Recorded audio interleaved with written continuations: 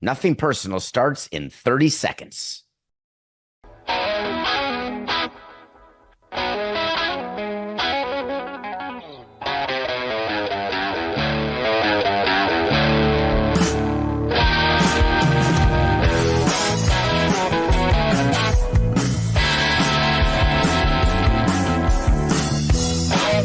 It's just business.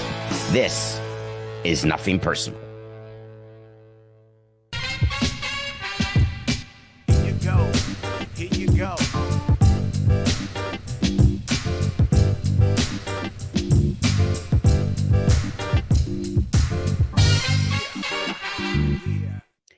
Spring painting.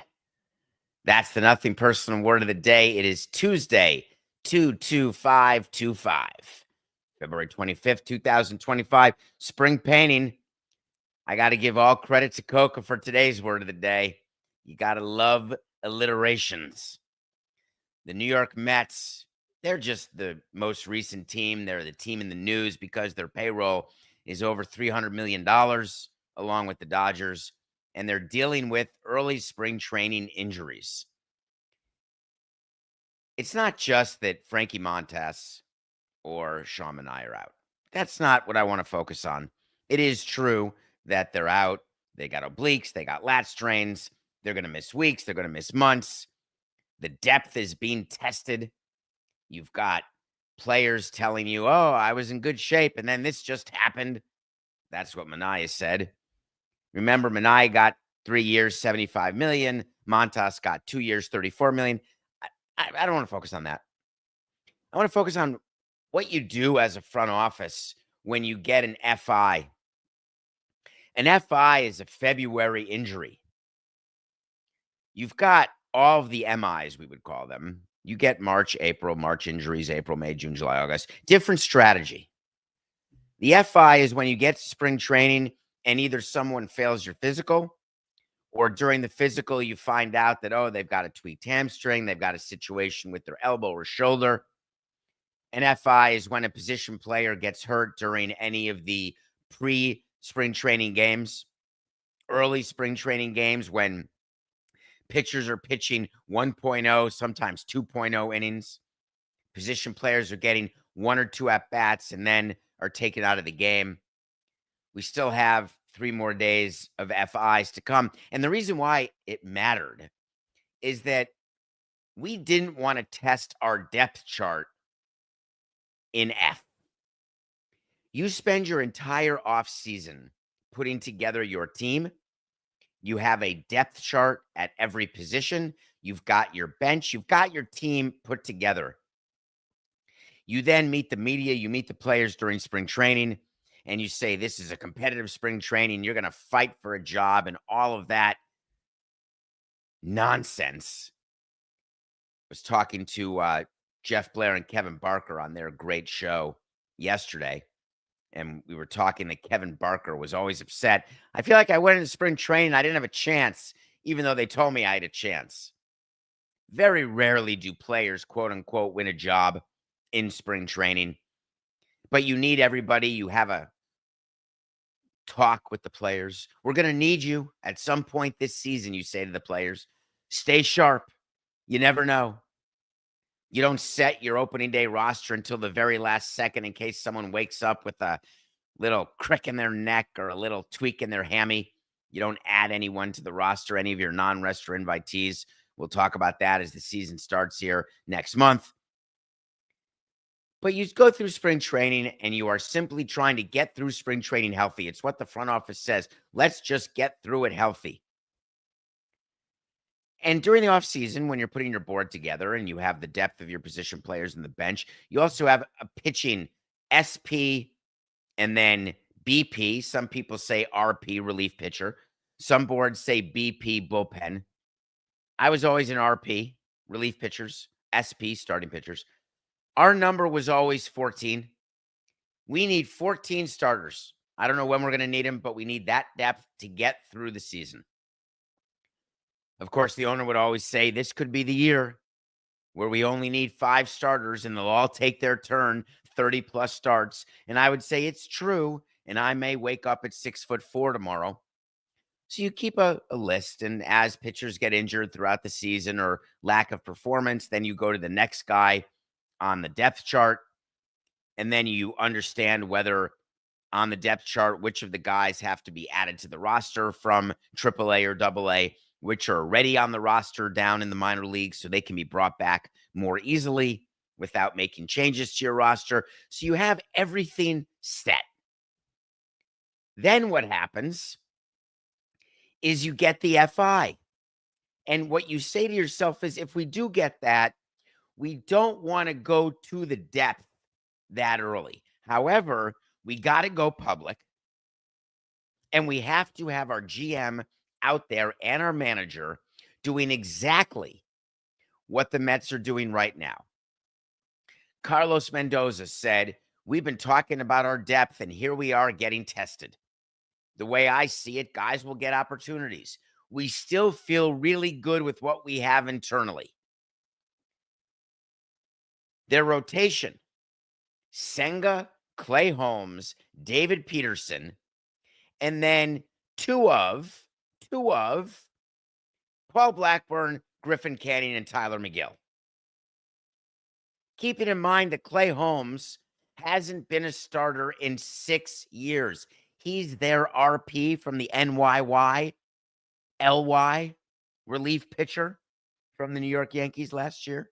I'm in a very big initial mood today, so you're going to have to stay with me. You've got this. Stay focused. Are you buying that? Think Steve Cohn, after his comments, "Yeah, I'm not really comfortable where we're spending, but hey, we want to win, so I guess I got to spend to win." Their payroll is already over $300 million, and they're going into a season with that. Frankly, even before those two got injured, that's a dicey starting rotation. But that said, two of your, I would argue, top three starters by a lot, even though they're spreading the hilarity of, Clay Holmes as a starter. You don't realize what a sneaky great signing that is. AJ Puke. It's AJ Puck, by the way. If you know, you know. He was the Marlins bullpen guy who they made a starter, and he was a terrible starter. Then they brought him back to being a reliever, and then they got something for him at the deadline because it's really hard to be a starter. Although these days, maybe you can make any RP and SP and just have him go 1.0 or 2.0. We have him as an opener. It is very unlikely to me that the Mets will go into the season as they are, even though what they're saying to you is, "I'm not that worried. Minaya is only going to be gone for a bit. He won't throw for 2 to 3 weeks," after which, this is always a good one, he'll start his spring progression. So spring progression, let's do the math. 1.0, wait 5 days. 2.0, wait 5 days. We're now at 10. 2.0, wait 5 days. We're at 15. 3.0, we're now at 20. 4.0, we're at 25. 5.0, we are at 30. Our rule was, if you're not ready to go 9 by your first start, then we did not properly ramp you up during spring training. Managers that I had love that. We love that as a front office. Back when we wanted bulk from our starters, when we cared about bulk. Maybe the spring training progression these days, you don't even need anything. Shohei Ohtani, they said, isn't even going to have a rehab start after Tommy John. He's just going to come up and pitch. That's not really being a starting pitcher if you do that. So maybe that's it. Coca, maybe I got it wrong. Maybe I got to be with the time. I got to be cool as I'm heading into my birthday tomorrow. I got to start getting old and cool. You don't need rehab. You don't need progression. And the progression is only like 5 days because you only need to pitch an inning or two. I wonder if they're happy with their bullpen depth. I think how this ends is the owner goes to spring training and he looks at the dreck that's starting day after day and being paraded in inning after inning, and then calls David Stearns and says, "Hey," well, he probably elbows him because they're watching the game together. "Hey, listen, we're going to need to do something. Go do it." But then David Stearns and any other front office person worth their weight in salt goes out to the other 29 GMs and says, "You're not going to poach me. You're not going to break me. We don't really need anything. We're good," because you don't want to overplay your hand for a trade. New York baseball has early season problems. We talked about the Mets. Let's go to the Yankees. The New York Yankees have an injury they're dealing with Giancarlo Stanton. And I want to give you the caveat, which I always give you. He is someone I'm in touch with. He's a friend. I do not and will not give you inside information, any violations of HIPAA. I've not spoken to him since he left spring training. So I don't have any answers that are real or accurate other than what the Yankees are saying about Stanton. And what they're saying is that he's got elbow issues where he has not been swinging a bat in the last big number of weeks, 3 to 4 weeks. They're calling it tendonitis in the elbows. He was saying that he was suffering from that during last year and last year's postseason, where he was the ALCS MVP and had a historic postseason for the Yankees. But now we hear that he's gone back to New York. And I don't know why, but what Aaron Boone said was interesting. He said, I can tell you he's in New York, but it's personal in nature, and I'm going to leave it at that for now. And that's all I can comment on that. I don't know the reason, and I really don't. If I did know, I wouldn't tell you, but I don't know. And I hope, because when a player leaves spring training, the general rule we had is that when a player is hurt, if they're going to miss significant time, we keep them at spring training because that's where our rehab facilities are. They may be out of the major league clubhouse and we send them over to the minor league side, the workers' comp side, I would call it, working with trainers, strength people to get better. If they are Tommy John, you could send them home because there's nothing to do, and you can have them do some of their rehab at their own workers' comp facility where they live if they don't want to be at spring training. There's a pitcher who did that with the Dodgers. I don't know if you've heard of him, a guy named Clayton Kershaw. He is not ready to pitch, and so he left spring training. He's home with his kids, but rehabbing at home where he lives, I believe, in Texas. And so that announcement when a player is away from the team is not because the player's away for personal reasons. It's that the player is away for injury reasons. For the Yankees to specifically say that G is away for personal reasons obviously gives me cause for concern. What I'm wondering is that when a player goes away for personal reasons, there's often no time period for return. When a player goes away for injury reasons, you have it all planned out that if rehab goes according to the schedule, when that player would report back. We still wouldn't necessarily announce that to the media or to our fans. But what we wouldn't do is say that it's personal.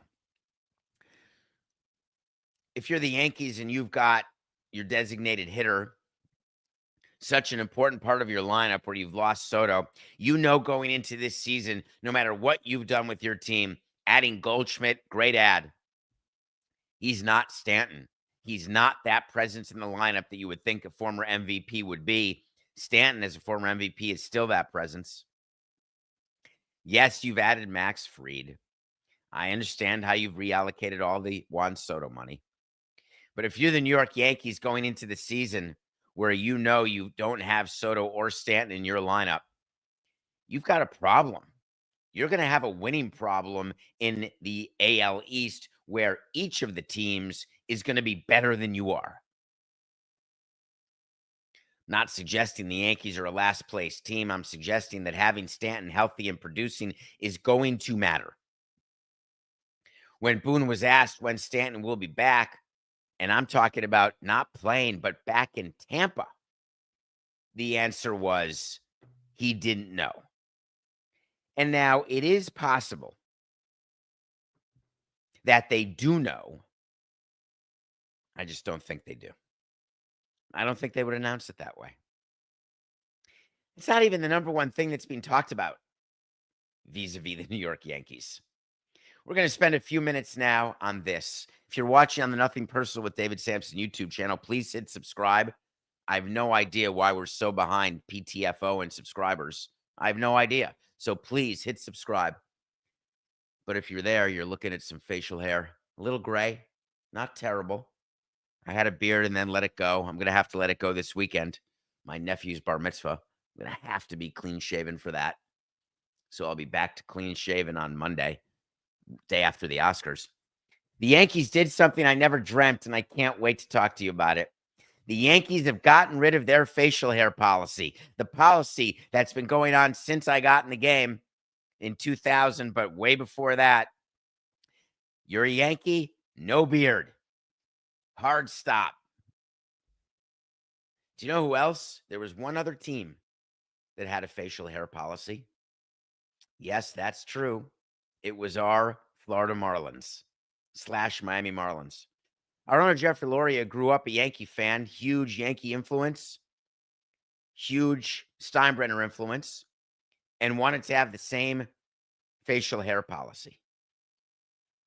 The way it worked is when a player gets traded for, whether it's Andrew Cashner, who had that big beard, whoever it is, very simple. You got to shave it. Players knew it when they were signed with the Marlins, when they were traded to the Marlins. The problem that we had with our facial hair policy is once in a while there'd be exceptions made. Yankees never had an exception. Giancarlo Stanton would talk to me every year about our facial hair policy. And it always bothered him that we would go back and forth. Sometimes it's a policy. Sometimes there can be a beard, an exception, not a beard, a mustache, well-groomed, not groomed. If you go back, Coca, this is where we'd use those great resources and look at a picture of Giancarlo Stanton with the Marlins. He did something. He had the hair growth right in the center below his bottom lip. I don't know what that's called, but cool people do and young people do. It's just right here. Soul patch. Yes. Thank you, Coca. He would keep that, and I would ask him why, because it would be a violation. And he would say, David. And remember, I'd only do it in the dugout, standing on the top step while he was sitting down. Or we'd both be sitting down in the food room, because otherwise I'd be completely looking up at him by 2 feet. Hey, G, what's going on, man? You got to get rid of that soul patch. Nope, not doing it. You guys change your mind so damn often that I'm just going to stay with what I have. And sometimes I'm in violation. Some years I'm not. But this is how it's going to be. And I always respected him for that because there was nothing I was going to do about it. I wasn't going to take a razor to his face and say, shave. But the players understood. The Yankees, out of nowhere, have changed their policy. And it can't be true what is being rumored. It just because it can't be true. But what people are speculating is that when the Yankees traded for Devin Williams, the closer for the Brewers, he's good. He is no Mariano Rivera. He's good. He's really good, actually. But not good enough to change a policy. Apparently, Devin Williams was so despondent he had to shave his beard that he went and spoke to Hal Steinbrenner, went to Brian Cashman, and said, this policy is for the birds. And for whatever reason, Brian Cashman said, yeah, I think you're right. And then Hal Steinbrenner, listen to this quote. Winning was the most important thing to my father, talking about George Steinbrenner, whose policy Hal Steinbrenner has continued. He certainly hasn't continued the policy of firing managers.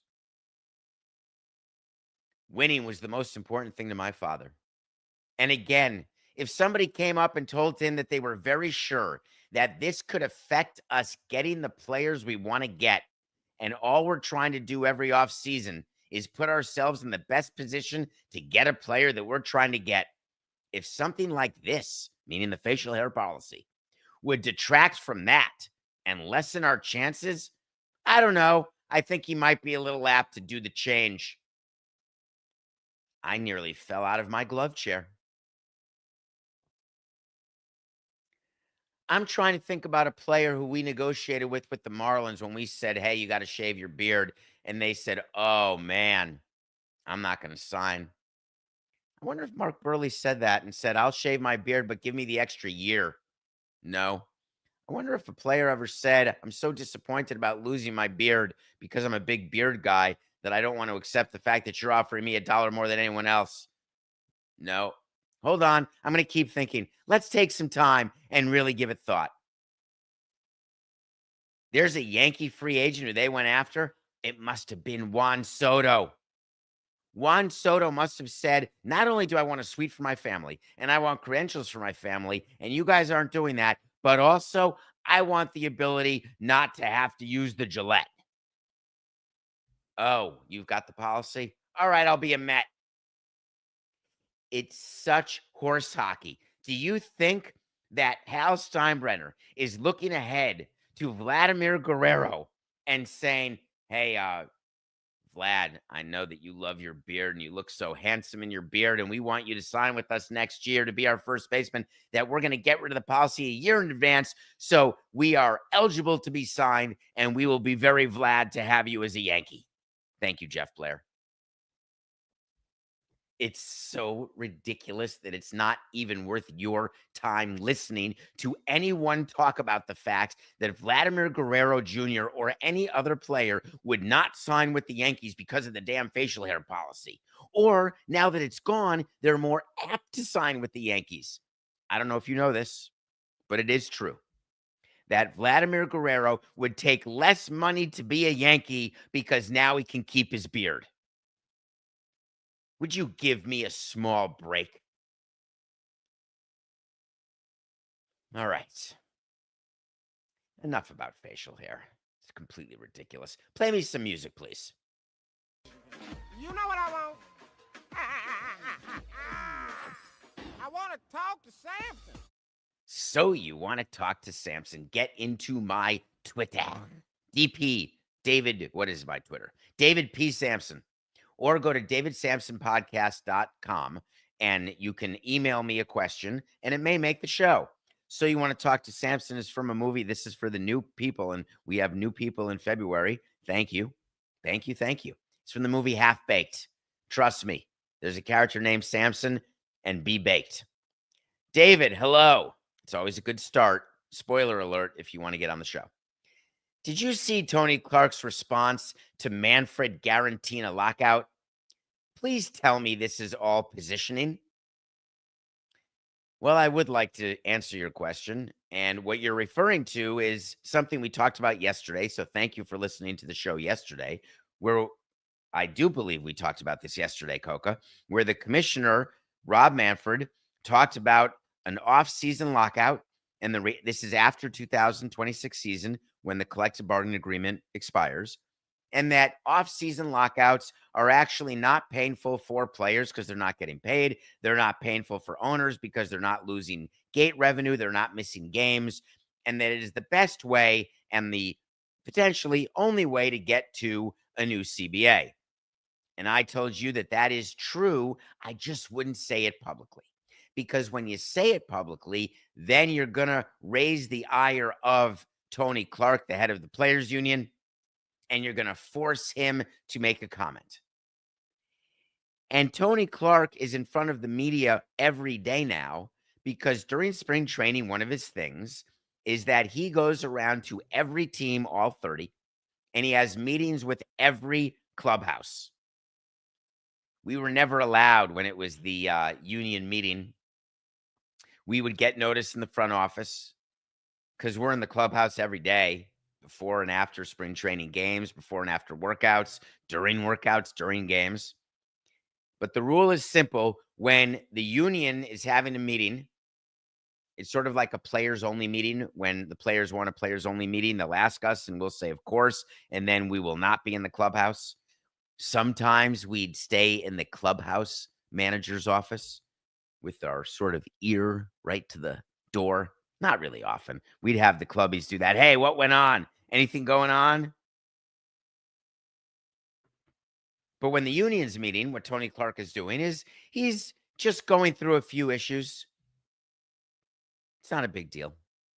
But then he gets to meet with the media because the media always is made aware all of the beat writers and all of the local media who are there at spring training every day, they all know what the schedule is. They know when there's team meetings. They know when there's league meetings. They know when Mike Hill from baseball comes and meets with the players or when the union happens. So Tony Clark is meeting with the Dodgers. And then he had a quote. His quote is, "Our goal is always to sit down and negotiate in good faith and find ground on a fair deal." I always like that when you set a goal that is so stupid that it makes you sound ridiculous when you say it. My goal is to make sure I use the bathroom when I have to go. It's a pretty good goal. Seems easy to do, doesn't it? The goal is to sit down and negotiate in good faith. That seems like fairly obvious. Find ground on a fair deal. Good. Is that really your goal? Seems easy. Good. Here we go. Tony Clark continued. We're not the ones professing that a lockout is a good thing or that it's definitely going to happen. That would be the commissioner's office. Here's where he's a little off base. The reason why lockouts happen from management prior to players striking is that there are rules. NLRB, National Labor Relations Board, however it's constituted, there are certain reasons why management institutes a lockout versus waiting for the players to call a strike. The words good faith are not used by accident by Tony Clark. Negotiating good faith. He said, we're prepared to have a conversation. We're always prepared to be at the bargaining table in good faith. Two good faiths in one quote, because that's the law. Both sides have to bargain and negotiate in good faith in a collective bargaining negotiation. And should there be any legal action from one side against the other, or NLRB intervention or court intervention, good faith becomes the threshold. Did you sit down and bargain in good faith? Owners and presidents would sit down and meet with the league and the labor department of the commissioner's office, and we knew our points that we wanted: salary cap, salary floor.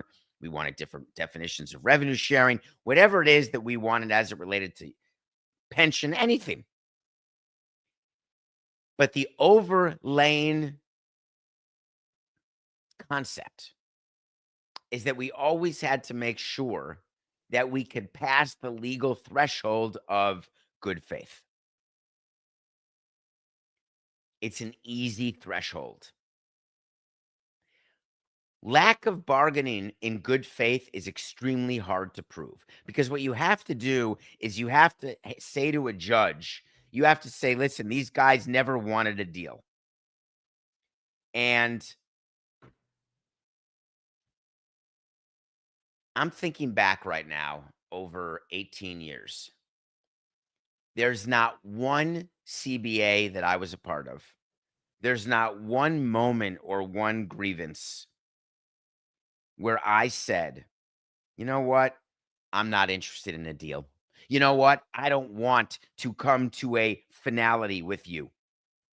Either the players or the league or the union or the agent. I always wanted to get a deal done. Now, I always wanted to get a deal done on my terms. That's true. Don't mistake bad faith for a negotiating position. That is incorrect. I can be absolutely in a disagreement over your value. Whether it's an employee, whether it's a player, it doesn't matter. That doesn't mean I'm in bad faith because I look at you and say, you're not a $20 million player. You're a $5 million player. Players used to argue that all the time. How could you make me an offer? It's insulting. You're not negotiating in good faith. Agents would do that during arbitration. How could you compare my player to that player and only offer him $3.2 million?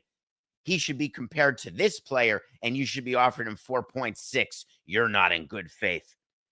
Absolute horse hockey. Tony Clark is positioning in the media. Rob Manfred is positioning in the media. And I wanted it to stop yesterday. I want it to stop today because it's not going to be productive.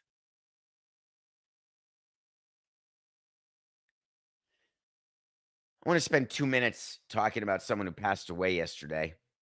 And I don't mean Roberta Flack, though Killing Me Softly, a quick note about Roberta Flack, who passed away at 88 with the song, famous for the song Killing Me Softly.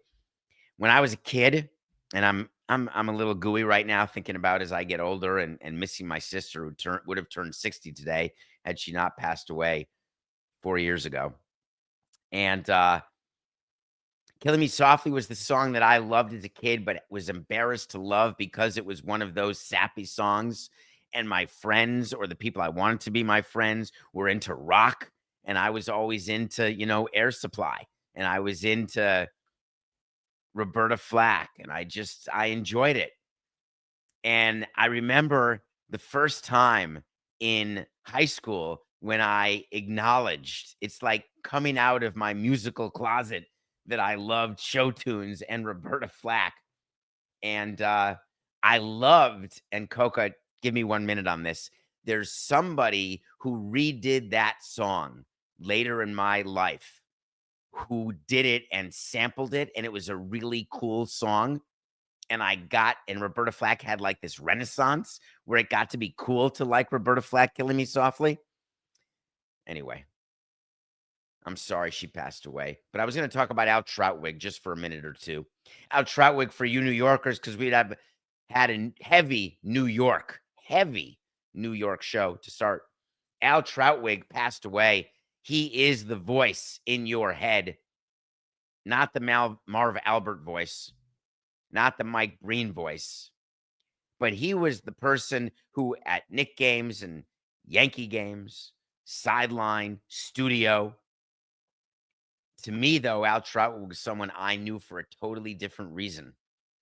If you go back and look, I don't know if it's on Google or Amazon, in 2006, I did the Ironman in Hawaii, the World Championship Ironman.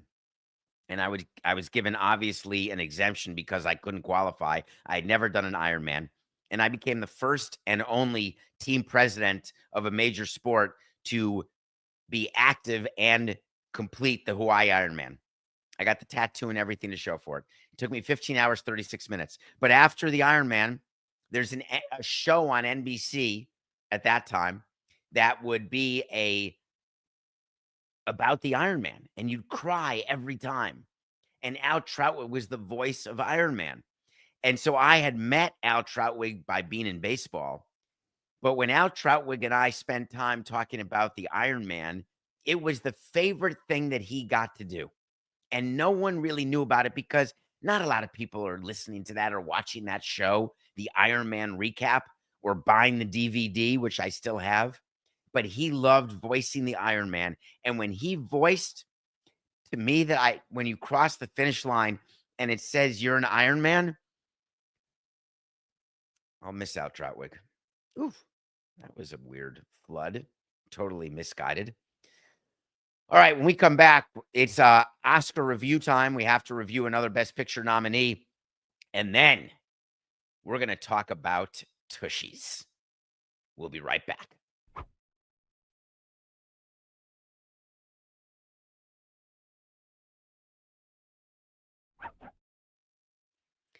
Welcome back to Nothing Personal. It's David Samson. Thank you for joining us as we bring to you a show from 8 to 8:50 a.m. every day, live on Nothing Personal with David Samson YouTube channel. In addition, we're on the DraftKings Network. Thank you, DraftKings, at 10 a.m., leading right up into Le Batard both ways. You can go to the Dan Le Batard Show at 9 a.m., LeBatardAF.com and his YouTube channel, and you can go to Le Batard on DraftKings Network right after me. The Nickel Boys is a movie I want to review. The Nickel Boys is a movie that is based on what happened in schools quite a long time ago when there were, let's just say that they did not treat African Americans very nicely. The problem I had with the Nickel Boys is that I didn't like the movie because it was all shot from the first person. The entire movie, which you can get for $19.99 right now, which I would not do, but the entire movie is based on you looking as though you're the actor looking around so the camera's moving the way an actor's head would move while he's walking or while he's sitting, while he's talking. I found it so discombobulating that it ruined the movie for me. The acting was good. The characters were fine. The story is sad. But the movie itself, Best Picture, not going to happen. All right, I got to get into this right now. I got to get into the Tush Push.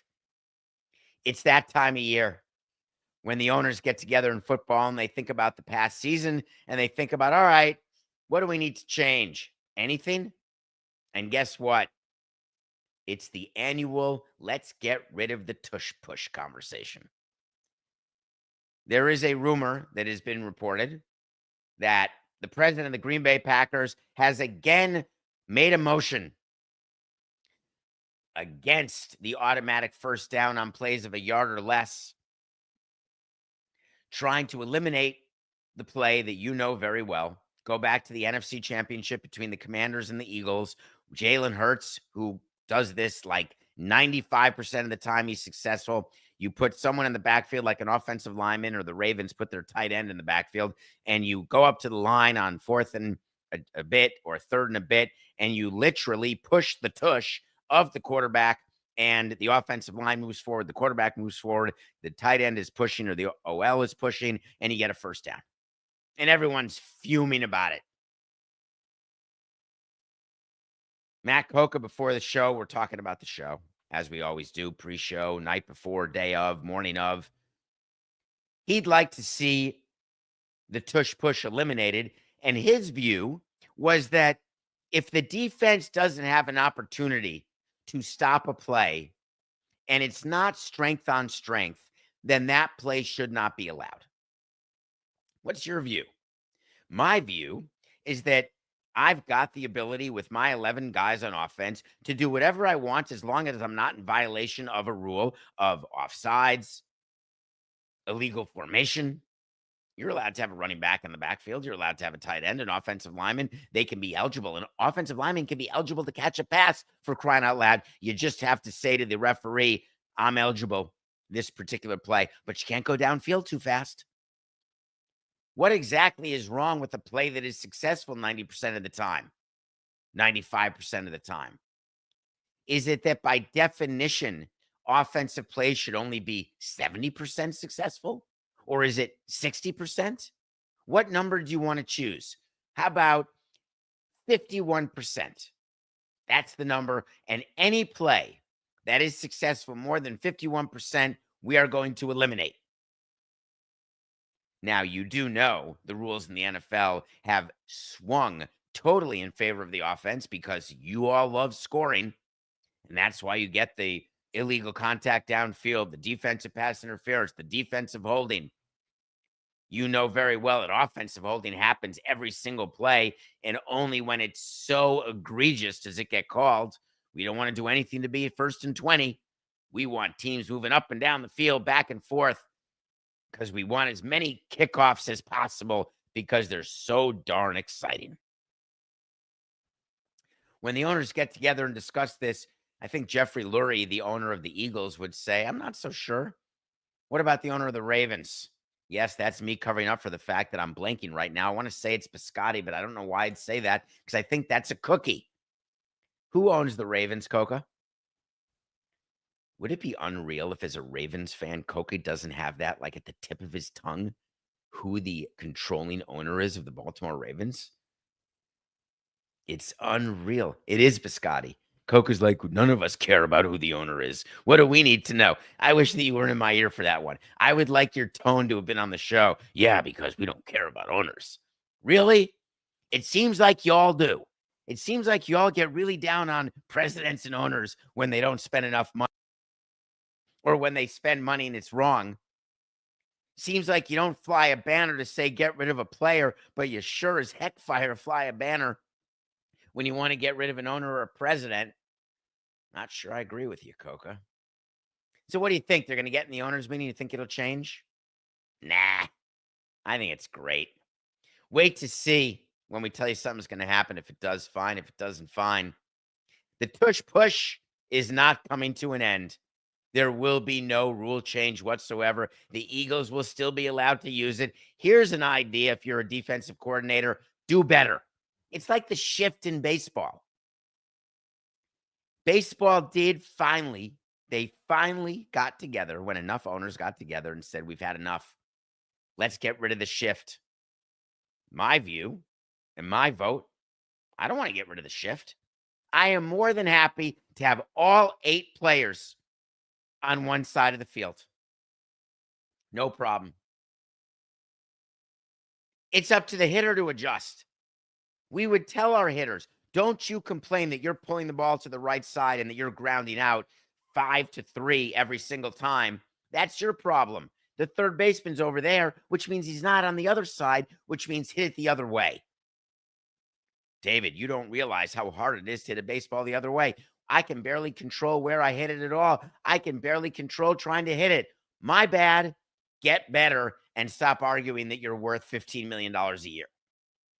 You can't stop the tush push. Get a better defensive coordinator. Find a way. Now you could do what the Commanders did and jump over the line and try to guess the snap count, but then you'll run the risk of a score being awarded to the offensive team. Well, they're going to score anyway if you can't stop the tush push down at the goal line. It's not going to change. Nothing personal pick of the day. We're 18-19 with a win yesterday. We had the Nuggets minus 5.5 over the Pacers. They covered. They won by 9. Big game tonight. Lakers, Mavs. Think Luke is excited. Think he's jacked up. He's going to go 30-10-10. The fact is the Lakers are playing great. The Mavericks are without AD. The Lakers are one of the best teams in the Western Conference at the moment, even without Mark Williams. We're going to give the full 8.5. Because I feel like Luka may be that type of guy where he wants to show all of the Mavs, by the way, you miss me. You want me. You need me. We're going to win by 9. Lakers 8.5 over the Mavs. Do you trust the process? You feeling good about it? How are you feeling about the Sixers? Let's stay in the Northeast and talk about all you people. Now, you don't care. You just won the Super Bowl with the Eagles. Have you ever done that where you win in one sport and then you feel better about crappy other teams because, hey, we got this winner? The Panthers won the Stanley Cup. Who cares that the Dolphins and Marlins stink? Nah, it never works that way. We're all greedy AF, aren't we? We get one team that wins. We want the next one to win. And when our team doesn't win, we're despondent. Guys stink. Fire them all. The Sixers process has been mediocre, not great success. Joel Embiid's been good, though, except they've got a real problem.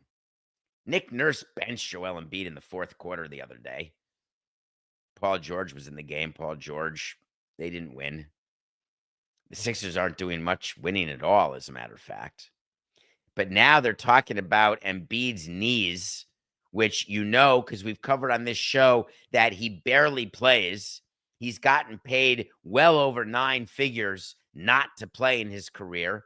Not a bad job if you can have it. I think that he and Prince Fielder must get together.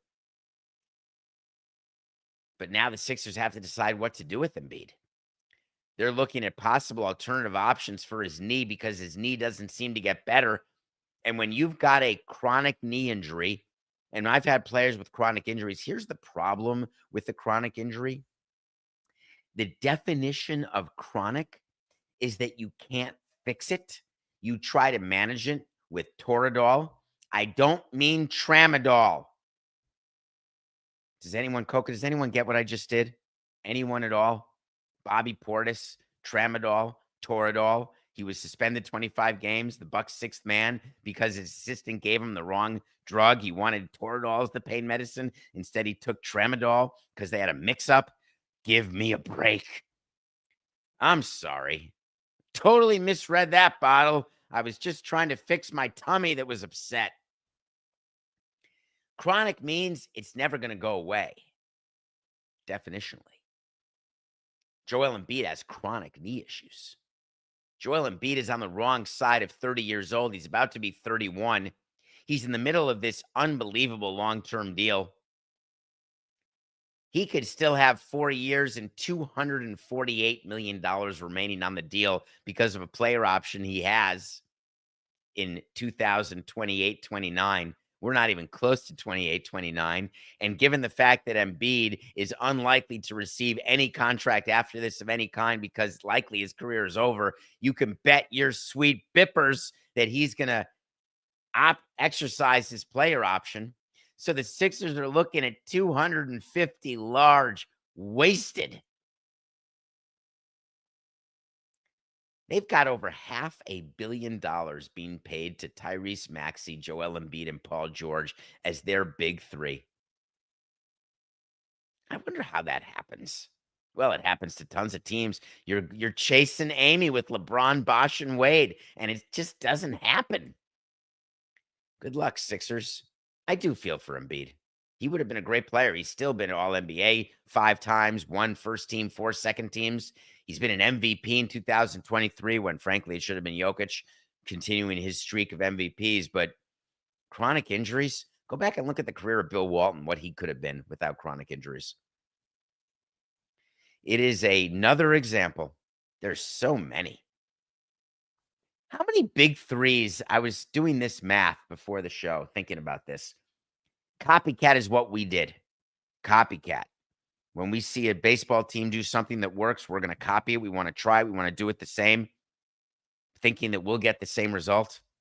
Once the Heat started with their big three, you know that other teams have been trying that nonstop. Owners come in. Mat Ishbia did it with Phoenix.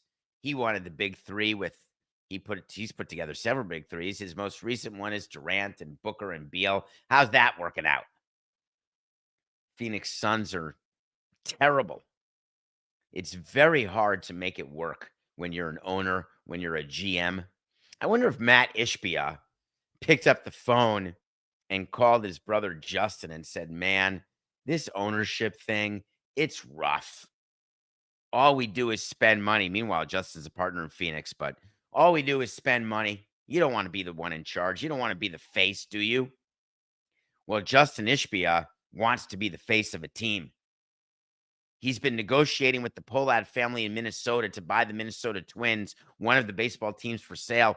And it was announced yesterday that the Twins and Ishbia could not come to an agreement and that Ishbia would not be buying the Twins, even though there was did we have an official wait to see, Coca?